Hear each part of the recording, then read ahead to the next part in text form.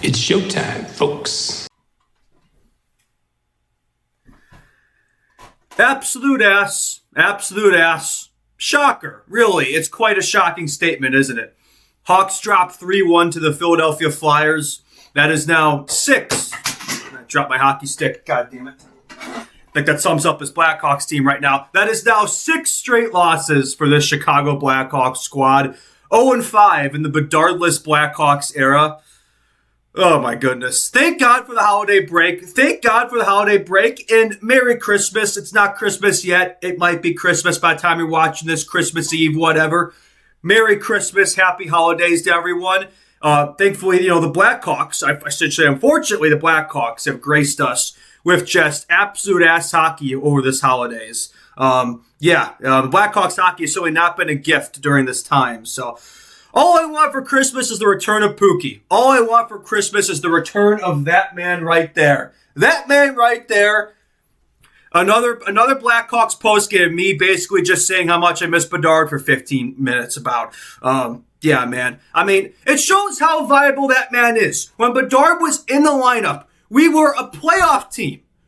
We were a playoff team. I mean, imagine thinking that. 2 weeks ago, this team was 500, and in the playoff conversation, without Bedard, we are the worst team in the NHL. Literally, check the standings. We are in 32nd. We are the worst team in the NHL without Connor Bedard.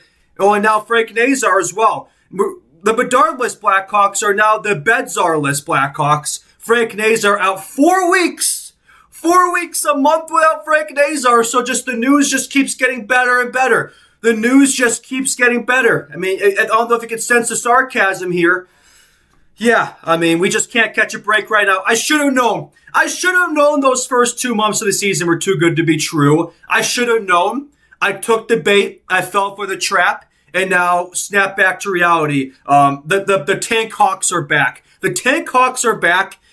Gavin McKenna, get ready to learn Portillo's. Get ready to learn deep dish pizza, buddy. Because it's coming. It's coming. Gavin McKenna's coming.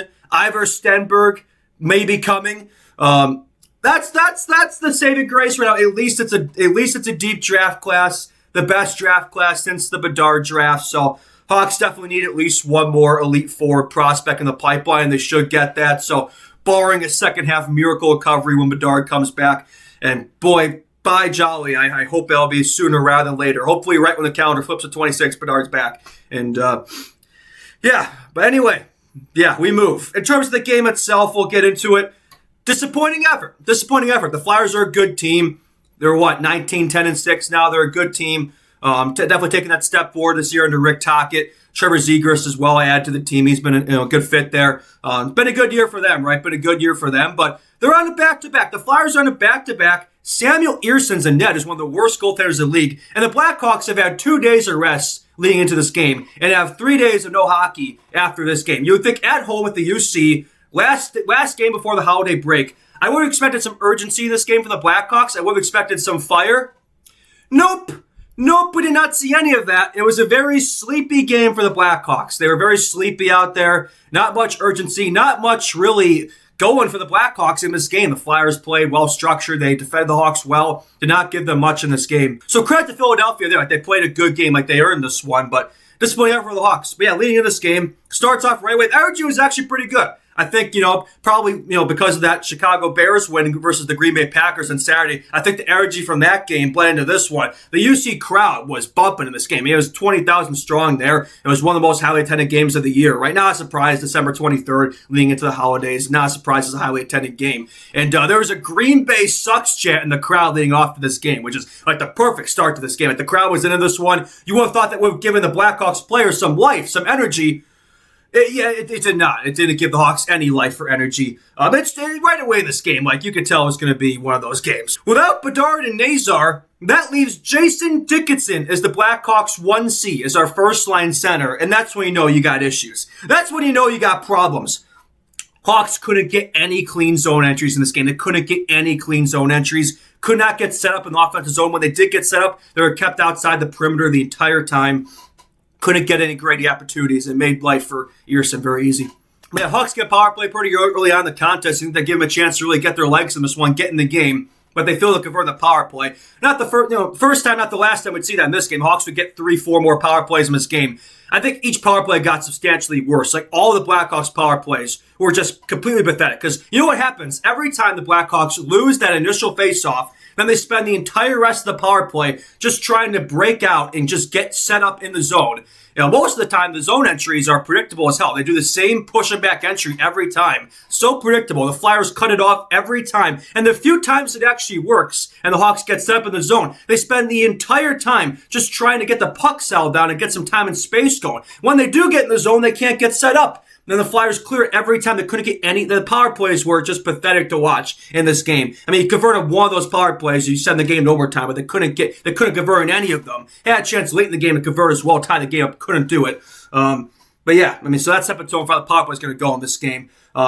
Pretty much immediately after that, Hawks fail a power play attempt. Travis Konechny gets the Flyers on the board. Trevor Zegras immediately out of the penalty box sets up Konechny. He had a big game, Zegras. And Konechny, every time that guy plays the Hawks, he scores. I swear every single time. That man has been a Hawks killer his entire career, and he gets the Flyers the initial goal of the game. So, yeah, I mean, right away set the tone for this one. I mean, the Flyers, I mean, they never really ran away with this game in terms of the score sheet, but like from that initial goal, like they controlled this game, they controlled the pace, they controlled the play, and it just felt like the Hawks were a step behind this entire game.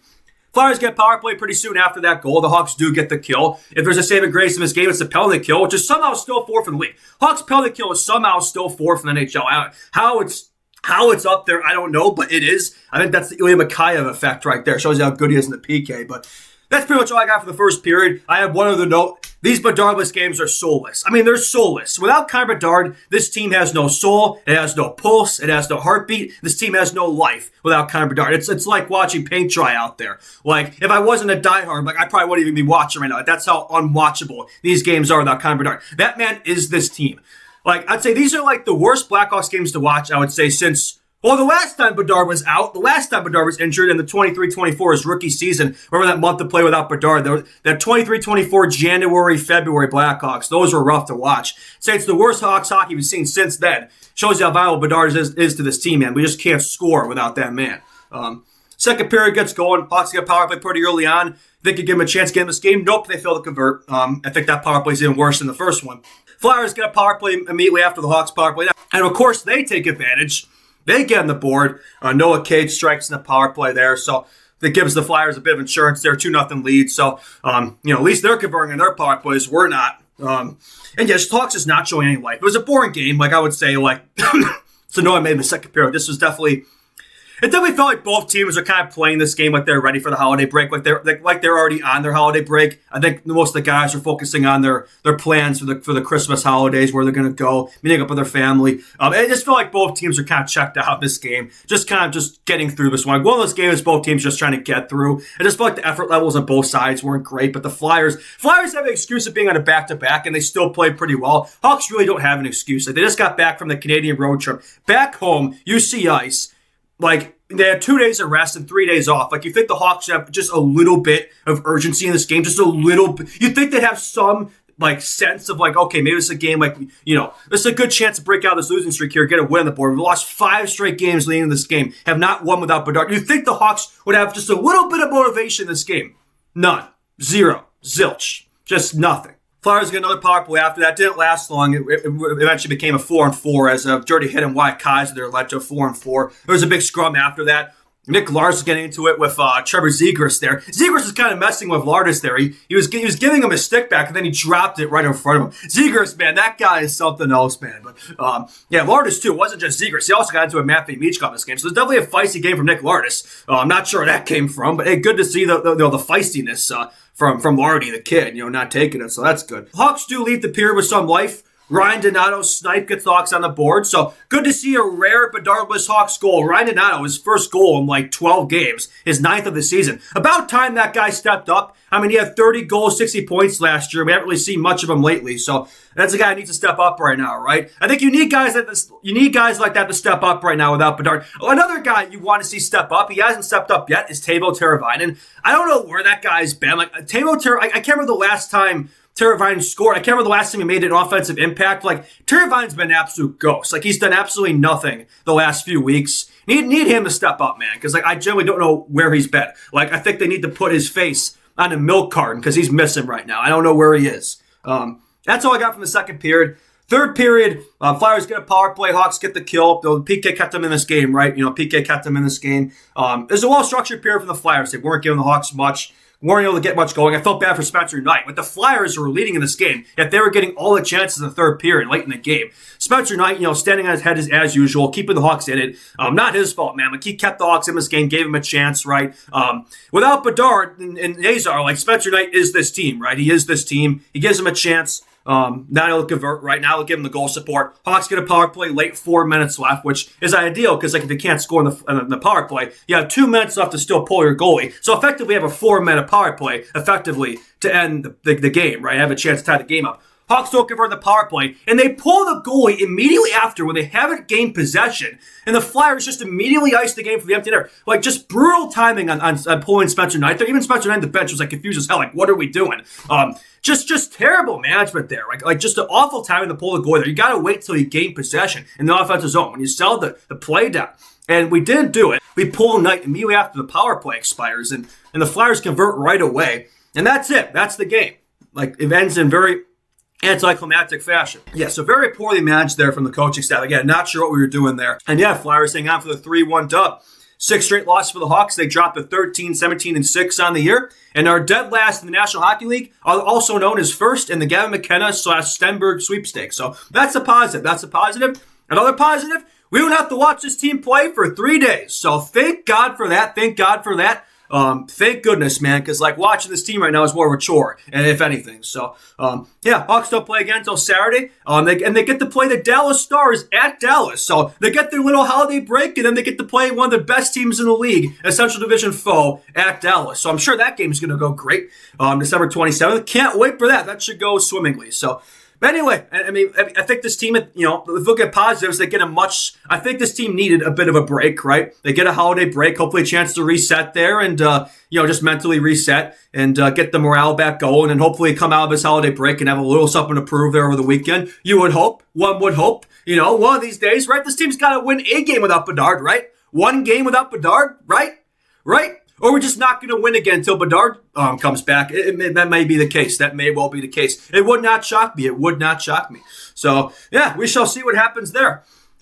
And, yeah, anyway, I think that's all I got for this one. Late post-game here. Again, it's one of those late TNT games. They say the game starts at 8, yet they don't start till 8:30. So you got to love that from the TNT broadcast. The games always start later than they should. It's at home, too. Like an 8:30 start at home. Absolutely diabolical stuff from TNT there. But, and yeah, why Bedard-less Blackhawks get national TV, I don't know. I can explain that one anyway, but whatever. It is what it is. Yeah, that's all I got for this one. Thank you all so much for watching. I believe I think we're at 705 subscribers at the time of recording, so really appreciate the support. And yeah, like this video around, share around friends, family. If you haven't already, subscribe to the channel if you haven't already.